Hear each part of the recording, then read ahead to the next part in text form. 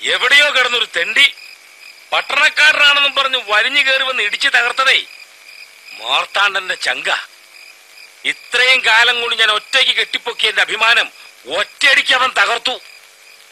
അപ്പം നോക്കിയെന്നല്ലാതെ ഏതൊരിടത്തിനും നനങ്ങിയോ? അല്ല, എനിക്കിത് വേണം. എടാ, നിനക്കൊക്കെ വേണ്ടി ഞാൻ ചെലവാക്കിയ കാശുണ്ട് പട്ടിയെ മേടിച്ചു വളർത്തിയിരുന്നെങ്കിൽ അത് വാലെങ്കിലും ഒന്നും ആക്കിയേനെ. ആപത്ത് കാലത്തൊരു താങ്ങാവൂലെന്ന് കരുതിയ ഇവനൊക്കെ വേണ്ടിട്ട് ഞാൻ തീറ്റിപ്പോറ്റുന്നത്. അവിടെ പോടാ മുമ്പിന്നും മൂതുകാളകളെ. ഇത്രയ്ക്ക് ബഹളം വെക്കാൻ ഇവരെന്ത് പഴിച്ചു? മിണ്ടിപ്പോയത്. പക്ഷം പിടിക്കാൻ കണ്ടൊരു സമയം. ഇല്ലടി, ഞാൻ തോക്കില്ല. ഒരുത്തിന് മുമ്പിലും തോക്കാൻ വേണ്ടിയല്ല മാർത്താണ്ഡൻ ഇത്ര കൊല്ലം ജീവിച്ചത്. എവനെങ്കിലും എന്റെ നേരെ കൈ ചൂണ്ടിയാൽ ആ കൈ ഞാൻ വെട്ടിയരിയും. വെട്ടി അരിഞ്ഞരിഞ്ഞ് അവന്റെ ആട്ടിവേറി ഞാൻ പുറത്തെടുക്കും. ഈ ഗോദാപുരത്തൊരു ചോരപ്പുഴ ഒഴുക്കാൻ മാർത്താണ്ഡന് കവടി നിർത്തേണ്ട കാര്യമില്ല.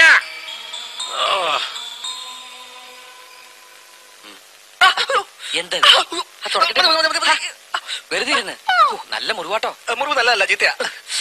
ചൂടുവെള്ളം അവിടെ വെച്ചേക്ക്. ഒരുമാതിരി കൊച്ചു പിള്ളേരെ പോലെ കിടന്ന് ബഹളം ഉണ്ടാക്കില്ലെന്ന്. മുറിവ് തന്നെ ഉണങ്ങിക്കോളൂ. ഇതൊക്കെ കാണുമ്പോ ബാക്കിയുള്ളവർക്ക് വിഷമം.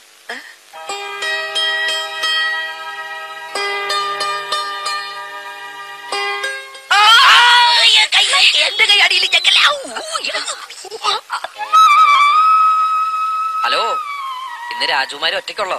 തോഴിമാരൊക്കെ എവിടെ പോയി? ഒരു ഗ്രാമത്തിലെ കിരീടവും ചെങ്കോലുമില്ലാത്ത രാജാവ്, അയാളുടെ സുന്ദരിയായ ഏകമകൾ. എല്ലാ ദിവസവും തോഴിമാരൊത്ത് അവൾ എഴുത്തു പഠിക്കാൻ പോകുന്നു. വടക്കംപാട്ടിൽ ഉണ്ണിയാർച്ച പോലെ. ഈ ഗ്രാമത്തിലെ ചെറുപ്പക്കാരെ കുട്ടിയൊന്നും നോക്കുന്ന പോലെ അച്ഛൻ ഇഷ്ടമല്ലല്ലേ? അതെന്തായാലും എന്റെ ഭാഗ്യമായി.